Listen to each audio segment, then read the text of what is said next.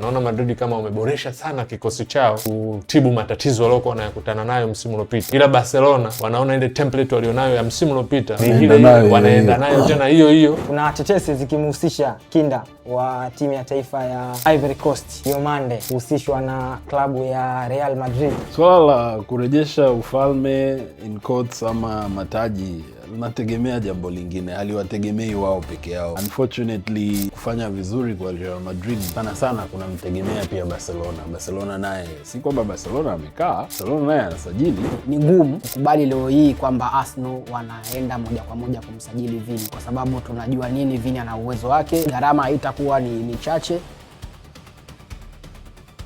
Game time, tuonavyo sisi. Jambo, karibu mwana michezo, mwana Dimbani Connect. Karibu katika kipindi chako pendwa, kipindi cha Game Time ambacho tunakusogezea zile taarifa mbalimbali za kimichezo ambazo zimejiri katika uga wa kimataifa na zile ambazo zinazotarajiwa kujiri, hususan mara baada ya kombe la dunia kumalizika. Na sasa tunakwenda kutazama usajili mbalimbali ambao unaendelea kwa vilabu vikubwa huko barani Ulaya, pamoja na tetesi ambazo zinawahusisha wachezaji mbalimbali duniani mara baada wengine kuonekana katika michuano ya kombe la dunia ya kufanya vyema. Basi tutakwenda kuyaangazia yale yote ya kimichezo na kwenda kuyachakata na kwenda kufahamu nani anakwenda wapi, nani atakwenda kufanya nini. Basi endelea kusalia nasi Dimbani Connect. Utakuwa nami na hodha wako wa kipindi, ni mimi Rashid Mfaume. Pia nipo na mashabiki nguli kama ambavyo waliwahi kujitambulisha huko siku za nyuma. Niko na Andrew, niko na bwana Muruo King, bila kumsahau Skills Sensei. Mabwana, mko vizuri? Tuko fresh kabisa. Tuko fresh.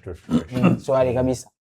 Maana baada ya mbilinge za kombe la dunia kumalizika, sasa tunahamishia nguvu. Sasa hivi hatukeshi tena. Sasa hizi ukikesha tunakutauka shasajiliwa huku, kaenda huku. Ndio ambacho kinachoendelea. Game time, tuonavyo sisi. Sasa twende tukawatazame hawa mabingwa wa kihistoria, mabingwa mara nyingi, timu ya taifa ya Real Madrid. Kuna tetesi zikimhusisha kinda wa timu ya taifa ya Ivory Coast Diomande kuhusishwa na klabu ya Real Madrid. Tukianza na Muruo King, hizi tetesi Andre Diomande kuhusishwa na Real Madrid, Diomande atakwenda kuongeza nini kwenye kikosi cha Real Madrid? Tumeona kocha Jose Mourinho anafanya mabalaa, kila mchezaji wanahusishwa naye. Mara baada ya kuhusishwa na Olise, sasa wanahusishwa na Diomande. Tuanzie hapo kwa Diomande, atakwenda kuongeza nini endapo dili lake likikamilika ndani ya kikosi cha Real Madrid? Kuna meme moja nimeiona mtandaoni inasema wameandika what you ordered versus what came through. Yani watu walioda Michael Olise kilichokuja ni Diomande. Sio lengo ni kumdogosha, lakini kwanza nimeshangaa kwa sababu namna ambavyo Real Madrid walianza msimu ni kama vile walikuwa wanataka free agents. Nadhani kuna wachezaji wawili watatu ambao walikuwa wamemaliza mkataba na wakaamua kuruka nao, lakini walikuja kubadilika pale walipomchukua Marc Cucurella. Nadhani ni kama sio pound ni euro milioni 60 kutoka Chelsea. Na kwa mujibu wa Fabrizio na wenzake ni kwamba dau la Diomande linaweza likawa cost Real Madrid kuanzia euro milioni 100 mpaka 120 kwa bid ambayo walikuwa David Oyston alikuwa anatazamia kwamba hiyo bidi ya 120 pia itakataliwa. Kwa kama ikikataliwa 120 maana yake itabidi waongeze either 5 au 10 ili kuweza kupata. Lakini kitu ambacho Diomande anaweza akaongeza kwa kikosi cha Real Madrid ikiwa dili hili litafanikiwa, kwa sababu hapa tunavyojadili bado dili halijafanikiwa. Kwa hiyo kuna uwezekano likatokea au lisitokee. Anaweza yakatokea mambo kama ya Marc Guéhi kwa Liverpool. Mpaka dakika za jioni tulijua kwamba Marc Guéhi ni mchezaji wa Liverpool, lakini haikutokea, na bahati nzuri au sijui niseme bahati mbaya, baadaye Manchester City wakamchukua katikati kwenye dirisha la Januari. Mpaka tunavyojadili kama ikitokea dili hili likafanikiwa, nadhani kuna uwezekano mkubwa sana wa Jose Mourinho kubadilisha namna ambavyo Real Madrid wana approach mchezo, kwa sababu ukiwa na wachezaji wengi ambao wote wanautaka mpira, lazima katika mafunzo au katika bench la ufundi ama katika viwanja vya mazoezi lazima uwafundishe kwamba lengo letu haswa ni nini. Unapokuwa na wachezaji ambao wote labda una Vini anataka kucheza na mpira, una Bellingham anataka kucheza na mpira, una Diomande labda umefanikiwa naye anataka kucheza nao, Mungu akijalia Trent Alexander-Arnold naye arudi, una Dumfries, una Cucurella. Kazi itakuwa kubwa kuhakikisha kwamba hawa wote wanacheza kama single unit. Hapo bado hatujamtaja Mbappe, unajua. Kwa hiyo it might be a good deal kwa sababu Diomande pia ni mdogo, bado kiumri ni mdogo, na kwa miaka ya karibuni Real Madrid wamekuwa na wachezaji ambao wanakuwa nao, tofauti na zamani ambapo Real Madrid walikuwa wanasubiri mchezaji ambaye yuko kwenye prime age, miaka 24, 25, 26 ndo wanaruka naye, lakini kama wakifanikiwa kwa Diomande inawezekana akakuwa nao. Bwana Andronic, kwa tetesi ambavyo jinsi zinavyozungumzwa, zaidi ya paundi milioni 100 zimetengwa kwa ajili ya kumsajili huyu kinda, kwa namna ambavyo uwezo wake ulivyo na kiasi cha pesa ambacho anahusishwa naye, hii inaweza ikawa tija kwa upande wa timu, kwa sababu kwa upande wa mchezaji ni kwao ni tija, ni faida, wao wanapata faida. Kwa upande wa timu inaweza ikawa ina afya. Unajua changamoto iliyopo ni kwamba soko limeharibika, hasa soko la msimu huu. Na ukiangalia wachezaji kama wakina wale Matheus Fernandes wanashuka daraja, ila wanauzwa kwa paundi milioni 85. Wakina Tonali wanauzwa kwa paundi milioni 100. Inatoa tu wakina Samaville ambaye ameenda Warabuni kwa 75 sijui ngapi. Inakupa tu picha kwamba ikitokea mchezaji ambaye alikuwa ni rising star kwenye ligi lazima ataondoka kwa bei kubwa sana. Changamoto yangu mimi ambayo naiona kwa Diomande ni kwamba anaenda kucheza upande gani? Yani hiyo mimi ndo ninachokuja mwanzoni. Unajua wakati wanamtaka Olise ni kwa sababu Olise ni left footer na anacheza upande wa kulia.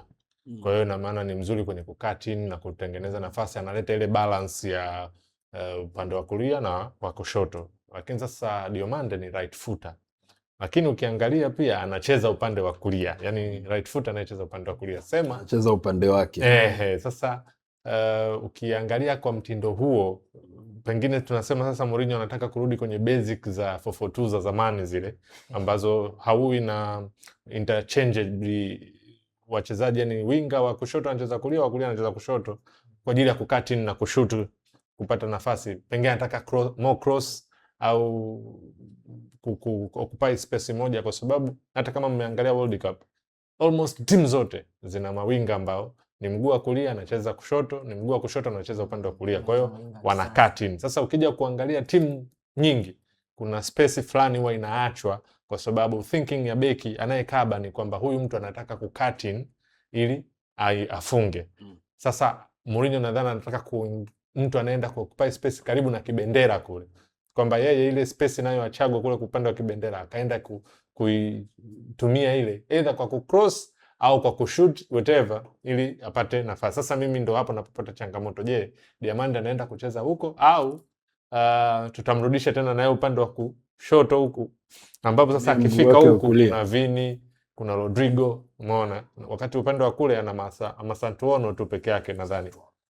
Sasa swala la tija nadhani ni namna ambavyo mwalimu atamtumia ili kuleta, lakini kiukweli soko limeharibika, kwa hiyo wachezaji wanauzwa kwa bei kubwa kama mtindo huo yani. Na kuongezea tu hapo, kwenye pitapita mitandaoni nikaona kuna mchambuzi mmoja alizungumza kwamba Diomande mwenyewe anapenda zaidi kucheza upande wa kulia. Na ni kweli ukiangalia anacheza, kwa mfano kwenye mechi ile ambayo alishine sana kwenye World Cup na dhidi ya Colombia, alikuwa anacheza upande wa kulia wa Hinkpie. Nakumbuka hadi nilitweet nikasema amefanya sana zile overlapping, amefanya sana zile take on, amemtega, maana alifanya take on kama 8 hivi against Hinkpie na most of them zilikuwa successful.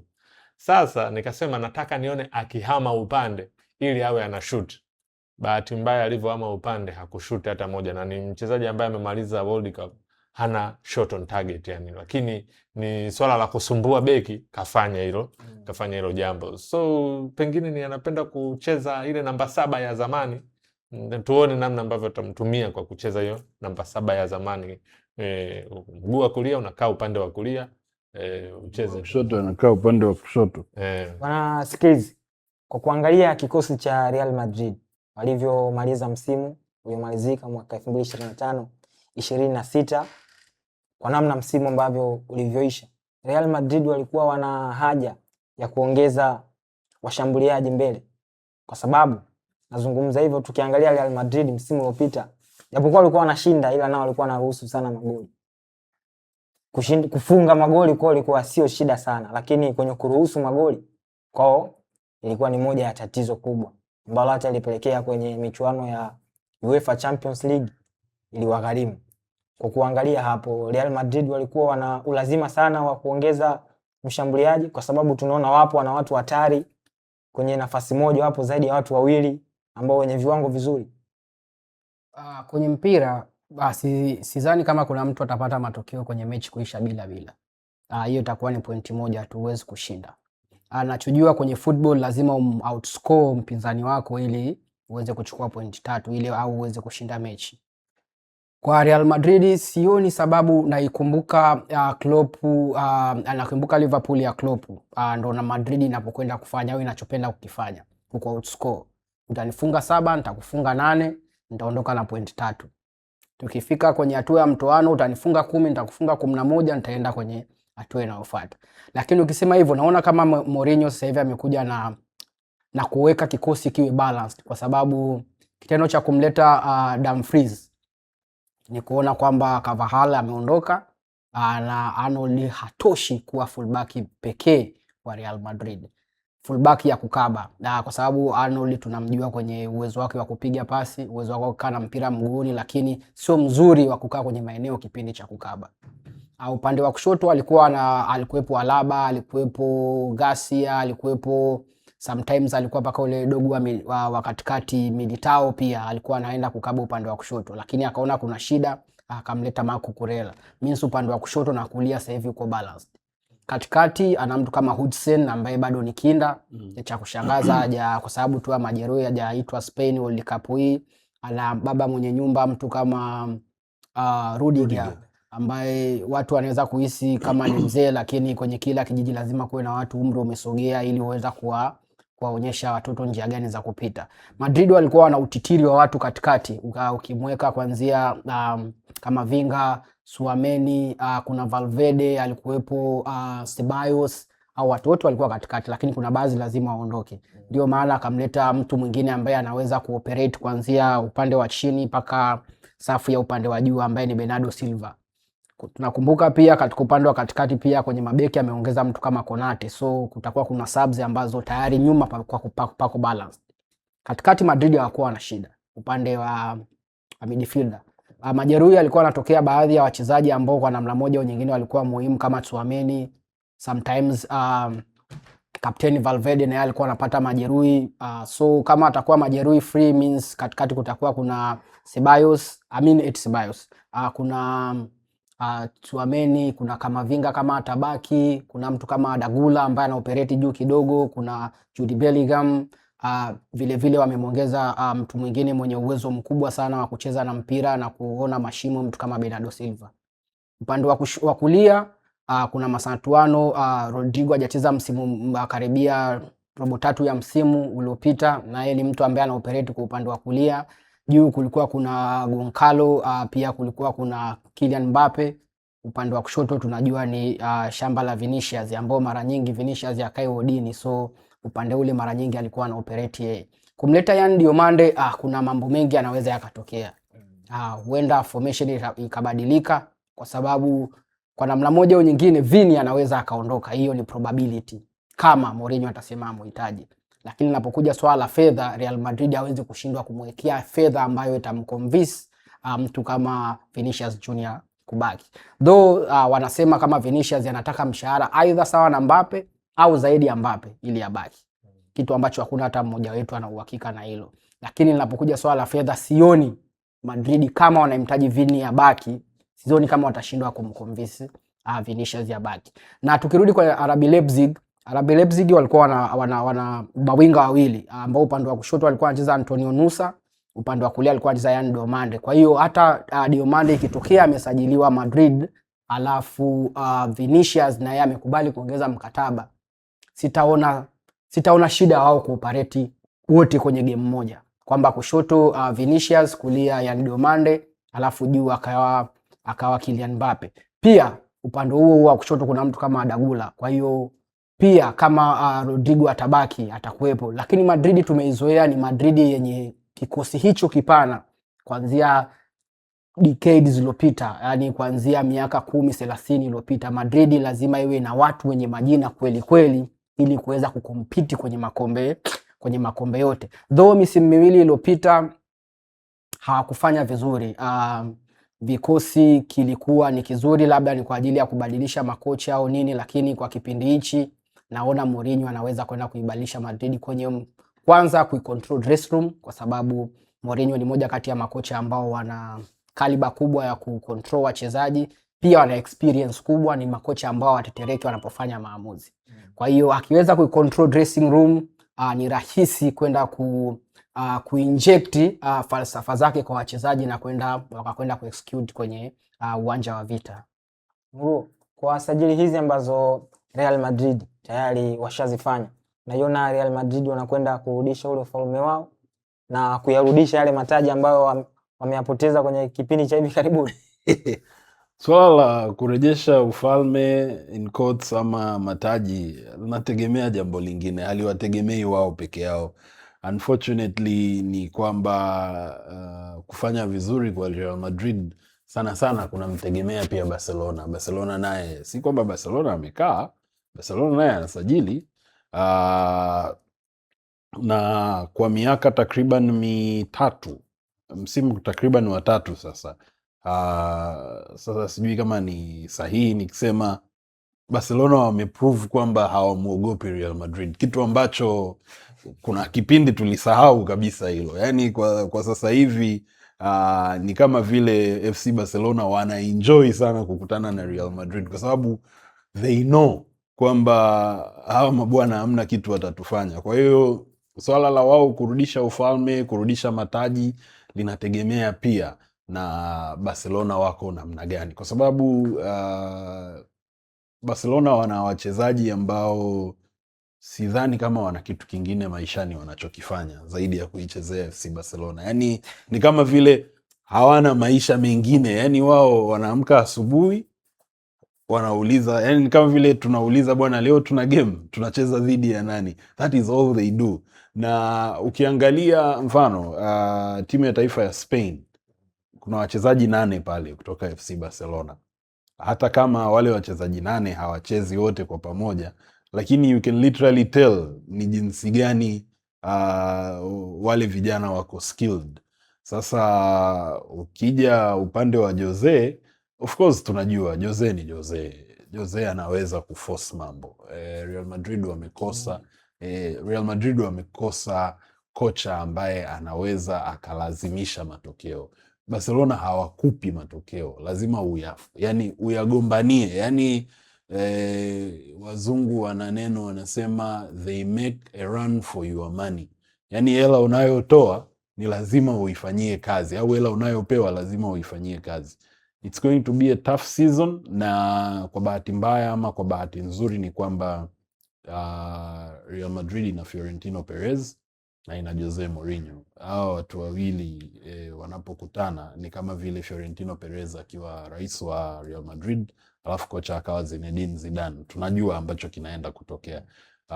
Japo kuna siku Skills alisema kitu kwamba hakuna makubwa sana ya kutegemea kwa Jose, kwa sababu miaka inaenda, mambo yanabadilika, teams zinabadilika namna ya kucheza.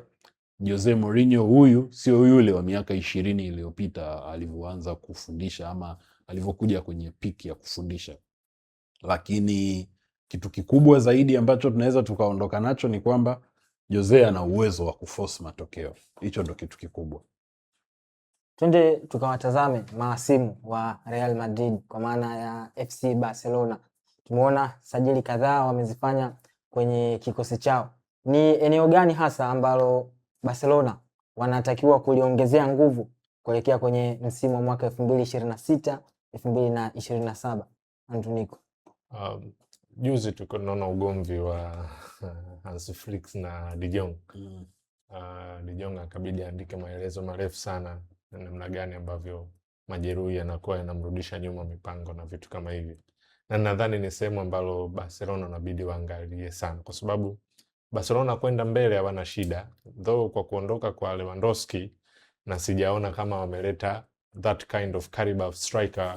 Adeyemi sio Lewandowski. Yes, sijui umeona na tumesikia wanatafuta wakina Alvarez na nini, na wamemleta Gordon pia. Gordon then nazungumzia mbele pale. Sasa ukiangalia hapo sioni kama itawasumbua wao kufunga, kwa sababu wanafunga hata wakiwa na nani. Ferran Torres unaweza usimpende, lakini anamaliza msimu na goal contribution ya 27. Sio kitu chepesi. Rafinha akiwa kwenye game yake inaonekana mfumo wa Hansi Flick umempenda. Winga ya kushoto, mguu wa kushoto, anacheza upande wa kushoto na anakaa vizuri. Changamoto ni hapo kwenye midfield ambapo sasa kwa vile wanacheza high pressing, ina maana wanaacha nafasi kubwa sana nyuma. Sasa walipopata timu ambazo zilikuwa zinajua namna ya counter press hiyo high pressing yao, walikuwa wanapata shida sana. Sasa ndo unahitaji that kind of midfield, which mean kwa nadhani Rodri hakutakiwa kugombaniwa na Madrid peke yake. Ilikuwa inatakiwa hata Barcelona na wao nao waoneshe kwamba tunamtaka, ili kwa ajili ya kuzuia hilo kitu na kushield defense, kama ambavyo unaona alikuwa ana shield defense ya Spain, kwa sababu wakina huyu beki Kubasi ndo huyu beki ambaye yuko Barcelona, lakini naona namna ambavyo anacheza akiwa Spain, very compact na very diligent, yani anapotimiza majukumu yake. Ni kwa sababu nini? Mbele kuna mtu anamsaidia ile kazi ya kuzinda. Lakini sasa akija Barcelona anakuta inabidi akimbie kama mita 20 hivi na hajamuona kipa hapo, inabidi aufuate mpira. Ndio maana unaona anafanya makosa mengi, maana anapewa yellow card za vitu kama hivi. Kwa hiyo sehemu ambayo mimi niko nadhani Barcelona walitakiwa compete zaidi na Madrid kama wanataka kuboresha timu, ni hapo. De Jong akiwa yupo atacheza Casado au sijui atacheza nani, lakini inakuwa ni ngumu. Gavi sidhani kama ana hiyo kitu analeta. Gavi mimi namuitaga makirikiri, fujo nyingi sana yani, lakini mpira mdogo. Sasa Barcelona hawataki mtu wa hivyo. Lakini pia sijajua kama wanaendelea na Cancelo kwenye beki mbili. Hilo ni sehemu ya kuangalia. Beki tatu ya Balde ni trip shamba trip garage. Sijajua na wewe kama huko napo wanaenda tena kuboresha. Kwa hiyo nikiangalia on paper, yani ile on paper, naona Madrid kama wameboresha sana kikosi chao kutibu matatizo waliokuwa wanayakutana nayo msimu uliopita. Ila Barcelona wanaona ile template walionayo ya msimu uliopita ni ile wanaenda nayo tena hiyo to which mimi nadhani inaweza ikawapatia shida this time around, kwa sababu kwanza hawana yule striker ambaye ni one chance, two chance, two goals. Hawana huyo. Adeyemi hata alipokuwa Dortmund tulikuwa naona anapata nafasi ndio, lakini sio hivyo. Gordon wote tunamjua, sio double digit kind of winger. Yani yule akifunga goli 10, sidhani kama hata itakuwa that's even a bigger achievement. Itakuwa ni very big achievement. Sasa utaki iko kitu. Kwa hiyo mzigo utakuwa unarudi kwa Olmo, Yamal na Rafinha. Wao ndio watu watakuwa wanaangalia pale ambapo timu inataka matokeo. Je, wapo tayari kwenye hiyo taski, ukizingatia Olmo ni majeruhi na Rafinha naye tunaona anapitia hizi changamoto za kifedha. Umeona? Kwa hiyo yani mimi inanipa mashaka sana, lakini ni on paper. Hansi Flick alikuja ule msimu wa kwanza, mimi alinishangaza kwa sababu sikutarajia angefanya kile alichokifanya. Sijui mbona. Sasa pengine naye anataka tena kunishangaza this time around, lakini kiukweli Barcelona wananipa mashaka sana. Skills. Miongoni mwa changamoto ambayo FC Barcelona na wao walikuwa wanakutana nayo ni kama ambao walikuwa nayo Real Madrid. Wanafunga lakini nao wanaruhusu magoli. Kulikuwa kuna ulazima pia wa kuongeza watu nyuma ili kuhakikisha kwamba msimu huu unaokwenda kuanza hawaruhusu idadi kubwa ya magoli kama msimu uliomalizika, kwa sababu hiyo changamoto pia ili wakwamisha kwenye michuano ya UEFA Champions League. Kwanza tukumbuke historia ya msimu uliopita Camp Nou. Barcelona Camp Nou hawajapoteza game hata moja. So hawajapoteza tu, hawajafungwa wala hawajatoa draw. Wameshinda game zote waliocheza Camp Nou msimu uliopita. Na mtu pekee alofungwa goli nyingi alifungwa goli chache alikuwa Real Madrid, alifungwa goli 2. Lakini wengine wote walikuwa wanafungwa goli 3 kwenda mbele. Pale Camp Nou. Hiyo ni fear factor ya kwanza. Kwamba kwa yoyote anayetia maguu Camp Nou anajua kabisa sitoki. Inabidi nipunguze magoli ili angalau nifungwe kuanzia labda 3-2, 2-2, na aliyoweza kuzuia zaidi ya tofauti ya goli 3 alikuwa ni Real Madrid tu kwa sababu ya uwezo wake mkubwa, lakini na yeye alikufa. Barcelona kama alivyosema bro pale ni kwamba katikati kuna shida kwa Barcelona ya sasa hivi kwa sababu De Jong wanaweza kumkosa takriban miezi 5. Miezi 5 tukipiga mahesabu ya haraka haraka sio chini ya game 4 au game 5 ambazo ni competitive games za ligi tu, hapo bado hujaweka UEFA na mashindano mengine kama Copa del Rey. So kwenye game kuanzia 5 mpaka game 7 ukipoteza hizo game inamaanisha takriban point 21 huko nyuma ya mtu au point 15 kama mwenzako unakimbizana naye ameshinda game zote. Lakini Barcelona wapi wanafufukia? Barcelona wana academy ambayo kila kukicha wanamtoa mtu ambaye anatushangaza kila kukicha. Kwa sababu katikati sasa hivi wana mtu kama Pedri, wana mtu kama Caicedo, wana mtu kama Gavi ambaye mara nyingi hawi chaguo la Hansi Flick. Lakini kuna mtu kama Olmo, kuna mtu kama Ferran anaitwa Ferran nani? Fermin Lopez. So hao watu wanaweza wakakuwa occupied pale katikati. Usione nani anacheza defensive midfielder, usione nani anacheza attacking midfielder, zaidi ya Olmo tu ambaye watu wengi wanamjua anacheza kama namba 10 kwenye pocket of space. Hicho ndio kinachokwenda kuwapa matokeo kila kukicha timu kama PSG. Ujui wapi anacheza Neves, ujui wapi anacheza mtu kama Vitinha, ujui wapi anacheza Fabian Ruiz, lakini ni utatu wa pale katikati ambao una operate kuanzia kwenye kushambulia mpaka kwenye kufunga. Flick ana uwezo wa kufanya namna hiyo kwa sababu mara nyingi tulimuona De Jong yupo, tunajua De Jong sio tu kwenye kukaba, hata kushambulia box to box ni mzuri. Tuna mtu kama Pedri. Kwa watu ambao hawaangalii mpira mara kwa mara, ukiambiwa Pedri ni mchezaji anayeongoza kwa interception watu watakataa. Lakini kwa sababu muda mrefu unamuona yeye na mpira, lakini muda mwingi anakaa kwenye mashimo ya kuzuia. So ni mtu ambaye watu wengi ni mtu kama Busquets. Hakuna mtu ambaye utamlazimisha ambaye ajui mpira utamwambia Busquets alikuwa defensive midfielder atakuelewa, au mtu kama Pirlo. Lakini Barcelona wametoa ile narrative kwamba defensive midfielder lazima ukichafue kama N'Golo Kante au Makelele. So hapo katikati sioni sababu sana ya wao kwenda sokoni kutoa hela nyingi kwenda kumleta mtu ambaye atakuja kupartner na mtu kama Pedri. Though wanao watoto watatu wawili ambao wanaweza waka-accumulate pale. Ujio wa mtu kama Adeyemi, nafikiri ile uzito wa Barcelona upande wa kulia alipewa mtu kama Yamal, ambaye yeye akiumia unaiona Barcelona inashinda lakini haipati yale matokeo yenye ladha. Wanasema wanashinda vibaya. Lakini mtu kama kumuongeza Adeyemi, ule upande huenda ukawa umepata mbadala kwamba watakuwa wanapishana. Upande wa kushoto hivyo hivyo tunamuona Rafinha, sijui kama ni habari za kweli au ni habari za uongo kwamba ana claim kwamba amerani bankrupt kulingana na issue ambazo anazifanya baba yake na matumizi ya fedha. So is either atakwenda kuhitaji kucheza kwenye ligi ya Saudia ili kuongeza kipato chake, au zilikuwa ni story tu za magazeti. So psychologically huenda ikawa Rafinha yuko vizuri, na majeruhi pia alimsumbua kwenye kipindi cha World Cup kama unakumbuka. So kuletwa kwa Gordon inawezekana ni mbadala pia stahiki wa kwenda kucheza. Tusiunderestimate uwezo wa kusababisha magoli kutengenezwa kwenye uzio wa mbele wa Barcelona wanaofanya Flick, kwa sababu watu wote wanamuona Rashford kama ni washed. Lakini Rashford msimu uliopita na goal and assist karibu 20 plus, sio jambo la kushangaza, sio jambo la kuchukulia poa. Firmino ambaye tunamuona kama ni mkosaji mzuri wa magoli, yeye ana contribution zaidi pia 20 pia. Hivyo hivyo kwa Lewandowski, hivyo hivyo kwa mtu kama Olmo ana 15 plus, Yamal usimguse wala Rafinha. So pale katikati utafungwa na yoyote mwenye uwezo wa kukufunga direct, mwenye uwezo wa kutoa pasi za mwisho.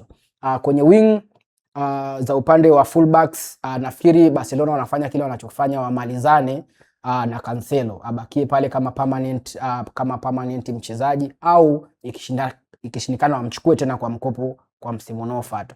Kwa hiyo upande wa kulia kuwa na Kunde, upande wa kushoto akiwa na Cancelo, kwa sababu Balde na yeye triple garage. Na yeye pia ni mchezaji mzuri, ni youngster ambaye nilitegemea labda kipindi watu kama Cucurella wanaonyesha uwezo wao mkubwa sana. Nilitegemea kwenye zile fullbacks 5 bora za duniani nimuone na Balde, kwa sababu misimu 3-4 nyuma ulikuwa unamuona kabisa ni prospect ambayo itakuja kusumbua, lakini kwa sababu ya majeruhi ndio hivyo watu wanakuwa wanamsahau. Katikati upande wa defensive Barcelona sina nao shida sana, kwa sababu kupasi Garcia ni watu ambao wana experience ya kutosha sasa hivi, japokuwa umri wao ni mdogo, na kinachowasaidia kingine ni ile high line ya usababishi striker wa kupin nyuma, na wakikupin mara nyingi kwenye karibu ya 18 yako ni rahisi kufanya makosa. So ile high line inasababisha wale damchanga waweze kuwa wana run kwenye space on time, waweze kucheza na kipa wao ambayo moja ya makipa ambao ni wazuri miguuni na ni shot stopper wazuri pia ni kipa wa Barcelona. Kwa hiyo Barcelona naona kwa sababu ni bingwa anafanya adapt ya kikosi, yani sehemu ambao kuna mapungufu anaongeza mtu wa kuja yani kama wanaweka saidia fundi, lakini sio watu wa kuvahul kikosi au kuleta watu 5 ili kuanza tena kuja kucompete. Wao wanafanya additions tu. Shabiki wa Liverpool, Yeah. Muro King, kwa namna timu yako ilivyomaliza msimu wa mwaka 2025-26, wamekuwa hivi sasa wanahusishwa na washambuliaji kadhaa kwenda kujiunga na klabu ya Liverpool. Kwa namna kikosi cha Liverpool kilivyomaliza msimu uliokwisha, kulikuwa kuna haja ya kuongeza nguvu kwenye nafasi ya ushambuliaji, ama kuna nafasi nyingine ambayo ilihitajika watu zaidi kwa ajili ya kwenda kuisaidia timu? Kwa sababu tunafahamu kuna kiungo pale ametoka ameenda Real Madrid, pia kuna nafasi zingine Mo Salah, vitu kama hivi. Je, uliona kuna nafasi nyingine ambayo ilihitajika kuongeza nguvu zaidi ili kwenda kuboresha kikosi na kurudisha makali yake? Kwanza kwa kuanzia nyuma, sina shida ya kipa. Mamadashvili sio kipa mzuri, lakini pia sio kipa mbaya, sio kipa wa kusema kwamba hauwezi kumwachia lango, lakini Alisson Becker yupo. Kwenye mabeki tumeondokewa na beki wetu ambaye amecheza muda mrefu, Ibrahima Konate, kwa hiyo nadhani nafasi tayari iko filled up. Kwa hiyo Van Dijk ana partner up na mtu mwingine Jacket, lakini hauwezi ukacheza competitive football msimu mzima ukitegemea kiungo cha Ryan Gravenberch na McAllister. Haiwezekani, kwa sababu Gravenberch si mchezaji mbaya, lakini day in day out kumtegemea Gravenberch sio ni recipe for disaster. McAllister naye, shida kubwa ya McAllister ni kwamba, narudia kile ambacho nilisema kwenye mechi za Argentina ni watu wa dark arts. McAllister ana ujanja mwingi sana ambao nusu ya mechi zake anacheza ujanja, nusu ingine anaspend akiwa majeruhi. Lakini nirudi nyuma pia kwenye beki, Milos Kerkez msimu uliopita, nadhani katika beki ambaye alipata tabu bwana, Milos Kerkez alipata tabu. Yani I think kuna uwezekano Kerkez akawa amejifunza vitu vingi sana msimu uliopita, na kuna uwezekano tukaona sasa maturity msimu huu, kwa sababu hakuna mtu atategemea kwamba msimu mzima umecheza bado uwe na makosa ya kijinga kama ulivyokuwa nao msimu wa kwanza. Kwa hiyo msimu wa pili wa Milos Kerkez ni msimu ambao tuna anticipate kuna uwezekano kukawa na maturity kidogo. Lakini Mohamed Salah ameondoka, japo kulikuwa na vitetesi kwamba kwa sababu Ancelotti ameondoka basi Mo atarudi, japo mimi siamini kwamba hicho kinaweza katokea, kwa sababu professional football bwana, watu wakishasonga mbele wamesonga mbele. Kwa hiyo misimu miwili iliyopita, wakati Mo akiwa kwenye peak, nilisema kwamba ni wakati wa Liverpool kuanza kujifunza kuishi bila Mohamed Salah. Tusisubiri sasa siku ambayo either sisi tukamwacha Mo au Mo akatuacha sisi ndo tuanze kutafuta mbadala. Sasa hivi tuko kwenye crisis kwamba namba ambazo Mo ameziweka Liverpool ni namba ambazo inahitaji sijui nani, yani inahitaji miujiza mikubwa sana kwa mtu mwingine kuja kufanya kama vile, na mchezaji ambaye atakuja kucheza upande wa Mo atakuwa na changamoto kubwa sana, kwa sababu kila atakachokifanya sisi kazi yetu itakuwa kusema angekuwepo Mo pale, lakini sasa ndo hivyo, haiwezekani, and Mo Salah is gone. Kwa hiyo naona tetesi kwamba Liverpool wanamtaka Bradley Barcola. PSG wamemvaluate Barcola kwa euro milioni 170 kama alivyosema Androniko kwamba soko limechafuliwa. Sasa kama Bradley Barcola ana thamani ya euro milioni 170 ambao ukikwetu kwa pound ni kama pound milioni 155 kwenda 160. Maana yake, here's the thing, kama msimu huu mchezaji akinunuliwa kwa pound milioni 150, na maana yake top signing ya msimu ujao ni 180, 200. Hakuna kurudi nyuma.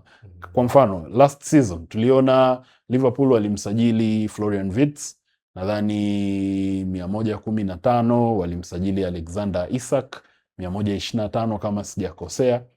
Ina maana top signing ya msimu huu haiwezi kuwa chini ya msimu uliopita.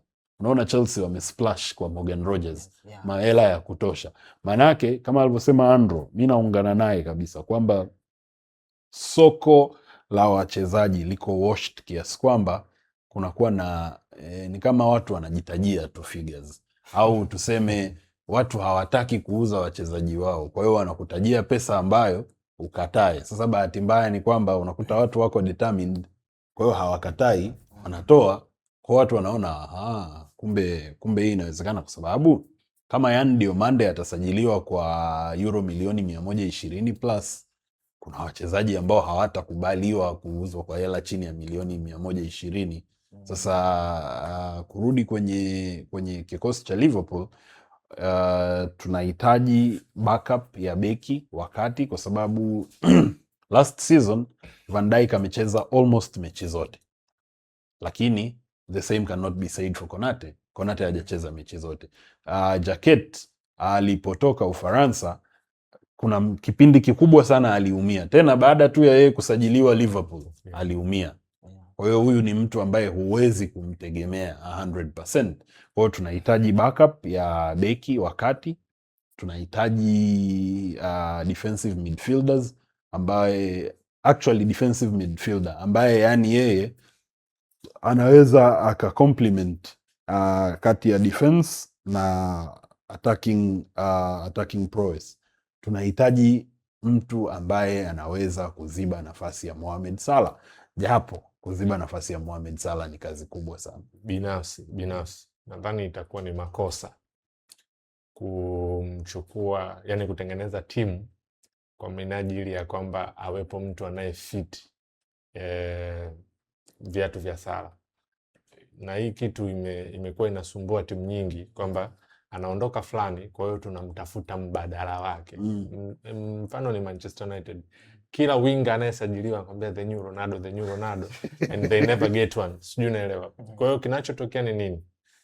Nadhani shift ya namna ya kucheza ndio inabidi iwe shift. Kwa mfano, kipindi Coutinho anaondoka, Coutinho ndo alikuwa mchezaji mkubwa wa Liverpool, na yeye ndo alikuwa ndo mwenye timu, na timu ilikuwa inacheza kwa ajili ya kumzunguka. Klopp aligundua kwamba sitatafuta the next Coutinho, akatengeneza timu tofauti, ndo tukampata Mohamed Salah. Kwa hiyo inabidi hata sasa hivi napo mimi naamini Isaac timu ijengwe kupitia kwa Alexander Isaac, which is only fair kwa sababu is record signing. Fair kabisa. Kwa hiyo timu iende kwa Alexander Isaac, Liverpool waachane na kutafuta winga ambaye atamreplace Salah, hata akatoa namba nusu za Salah, kwa sababu yoyote atakayefanya hivyo atakuwa anamlipa mzigo mkubwa, alafu mwisho wa siku itakuwa ni changamoto ile ile ya kuendelea kutafuta malkia kwenye kichuguu huko na umpati yani. Which is only fair kwamba una mchezaji kama Alexander Isak ambaye ni record signing.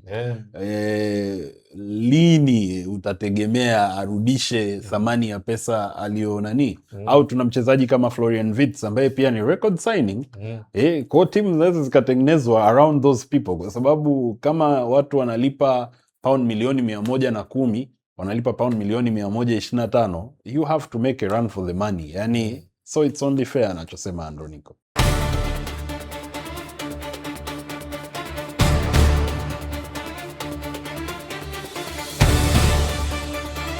Game Time tuonavyo sisi.